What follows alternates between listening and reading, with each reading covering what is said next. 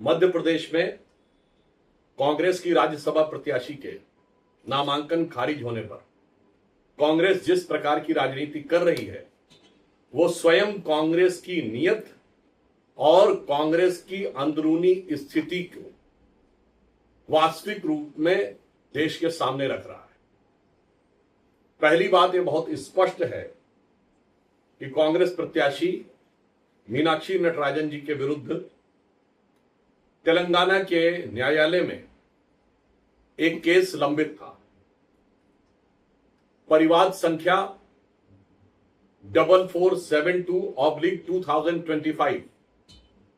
इसमें माननीय न्यायालय ने उन्हें प्रतिवादी क्रमांक 4 मानकर 17 सितंबर 2025 को सम्मन जारी किया, जिस पर उन्होंने 24 अक्टूबर 2025 को अपना पक्ष प्रस्तुत किया।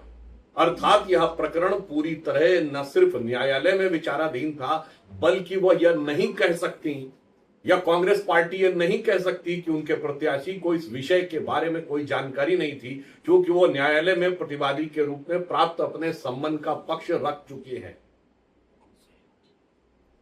उससे भी अधिक महत्वपूर्ण बात क्या है, यह प्रकरण क्या था? यह स्वयं तेलंगाना की एक महिला कांग्रेस कार्यकर्ता के द्वारा तेलंगाना के कांग्रेस नेता के विरुद्ध उनके शोषण और उनके साथ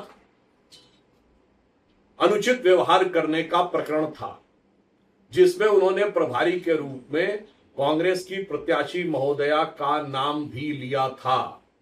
तो यह दर्शाता है कि इस कांग्रेस की मोहब्बत की दुकान में उनके अपने कार्यकर्ताओं या अपनी कार्यकर्ताओं के लिए किस प्रकार के अरमान हैं। मैं कांग्रेस से पूछना चाहता हूं कि महिला सम्मान की इतनी बड़ी बात करने वाले लोग जब ये कह रहे हैं कि इस प्रकरण को संज्ञान में नहीं लिया जाना चाहिए, तो क्या वो मानते हैं कि उनकी महिला कार्यकर्ताओं के सम्मान का कोई स्थान नहीं है, इसलिए उन्हें लगता है कि यह प्रकरण संज्ञान में लाने योग्य नहीं है। परंतु वैधानिक दृष्टि से हर प्रत्याशी को अपने विरुद्ध चल रहे किसी भी प्रकरण की जानकारी देनी होती है। अब मैं कांग्रेस से प्रश्न पूछना चाहता हूं। पॉइंट नंबर 1, तेलंगाना में आपकी सरकार है, आप क्यों नहीं लिखवा कर दिए कि यह प्रकरण समाप्त हो चुका है? पॉइंट नंबर 2, आज भी तेलंगाना में आपकी सरकार है, यह प्रकरण क्या तेलंगाना सरकार ने समाप्त कर दिया है या न्यायालय ने समाप्त कर दिया है, यह स्पष्ट क्यों नहीं किया जा रहा है? और हमारे नेताओं ने यह बताया है, मध्य प्रदेश के नेताओं ने, कि यह खासो खुसूस जानकारी मोहब्बत की दुकान के अंदर बैठे हुए ही किसी उन्हीं के हमराज हमसाया ने यह साजो सामान दिया है। अब हम प्रश्न पूछना चाहते हैं कि कांग्रेस पार्टी ने कोई बैकअप प्रत्याशी क्यों नहीं रखा? अक्सर एक बैकअप प्रत्याशी रखा जाता है जो नामांकन वापस के दिन नामांकन वापसी करके स्थिति को स्पष्ट कर देता है। और इसके साथ हम यह भी पूछना चाहते हैं कि क्या कांग्रेस को ऐसा तो नहीं लगता था कि अपनी हार अवश्यंभावी देखकर उन्होंने जानबूझकर इस प्रकार का फॉर्म भरा ताकि उनकी दावेदारी भी खारिज हो जाए और उन्हें तोहमत लगाने का मौका भी मिल जाए? चूंकि इस समय तमाम विपक्षी दलों में वस्तु स्थिति यह है कि अपने ही कार्यकर्ताओं पर, अपने ही नेताओं पर, अपने ही सांसदों पर, अपने ही विधायकों पर न विश्वास रह गया है, न नियंत्रण रह गया है।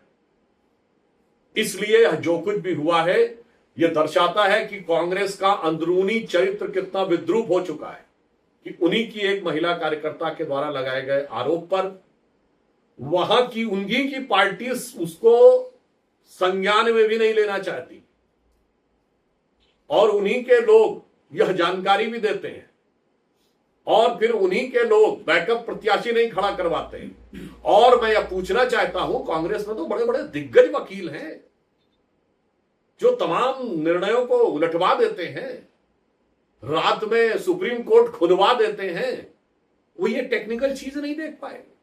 इसका मतलब ये मामला टेक्निकल नहीं था, ये मॉरल था।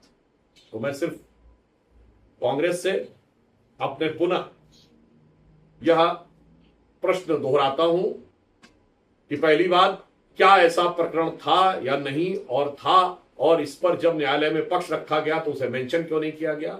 नंबर 2, तेलंगाना में आपकी सरकार है, उसने स्पष्टीकरण क्यों नहीं दिया। और नंबर 3, आपने बैकअप प्रत्याशी नहीं खड़ा किया। नंबर 4, क्या कांग्रेस के नेताओं ने ही जानबूझकर यह गलती तो नहीं होने दी जिनका काम इस नामांकन पत्र की जांच करना था। तो इसलिए कांग्रेस को मैं एक पंक्ति में कहना चाहूंगा कि बड़ी अजीब है आदत इनकी, बड़ी अजीब है आदत इनकी कि सच छुपाना इनकी फितरत है, और जब सच सामने आ जाए तो तोहमत दूसरे पे लगाने की भी हिम्मत है।